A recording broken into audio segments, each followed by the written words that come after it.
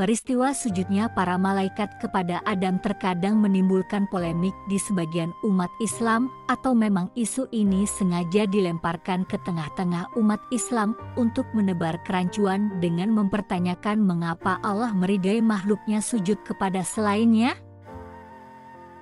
Bukankah ini sama saja melegitimasi kesyirikan?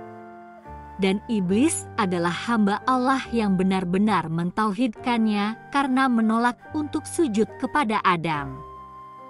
Kurang lebih demikian kalimat rancu yang sering dibesar-besarkan oleh sebagian kalangan. Yang perlu kita ketahui adalah para ulama membagi sujud ke dalam dua bagian. Pertama, sujud ibadah, dan yang kedua sujud tahiyah, penghormatan. Sujud ibadah hanya boleh dipersembahkan kepada Allah semata, tidak boleh kepada selainnya. Para malaikat Allah perintahkan sujud kepada Adam bukan dalam rangka sujud ibadah tetapi sujud penghormatan. Sujud penghormatan merupakan bagian dari syariat umat-umat terdahulu. Kemudian amalan ini diharamkan dengan diutusnya Nabi Muhammad Rasulullah Shallallahu Alaihi Wasallam.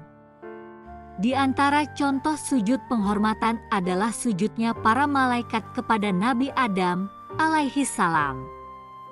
Demikian juga mimpi Nabi Yusuf yang ia ceritakan kepada ayahnya Nabi Yakub, lalu mimpi itu menjadi kenyataan. Di dalam Al-Quran surat Yusuf ayat 4 dikisahkan yang artinya, "Ingatlah ketika Yusuf berkata kepada ayahnya, 'Wahai ayahku, sesungguhnya aku bermimpi melihat 11 bintang, matahari dan bulan, kulihat semuanya sujud kepadaku.'" Inilah beberapa contoh sujud penghormatan yang merupakan bagian dari syariat umat terdahulu.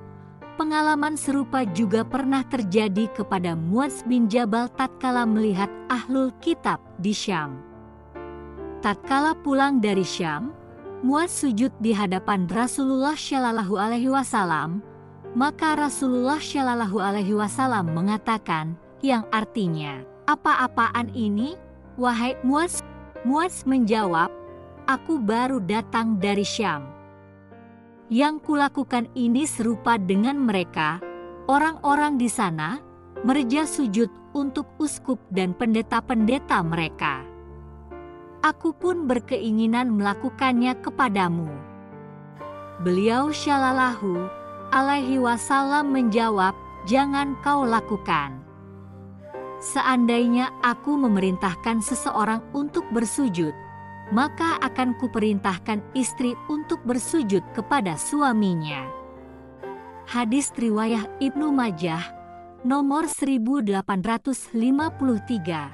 Apa yang dilakukan penduduk Syam adalah contoh dari syariat terdahulu yang masih mereka amalkan.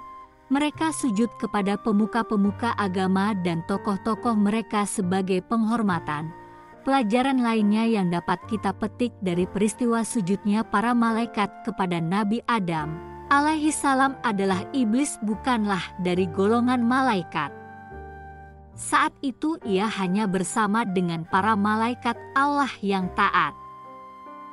Ada yang menyatakan, dahulu iblis adalah bangsa jin yang taat kepada Allah. Inilah alasannya ia dimuliakan dengan dikumpulkan bersama para malaikat walaupun ia bukan malaikat. Namun akhirnya sifat sombongnya terlihat di hadapan para malaikat tatkala Allah mengujinya dengan memerintahkan untuk sujud kepada Adam. Wallahu a'lam bishawab.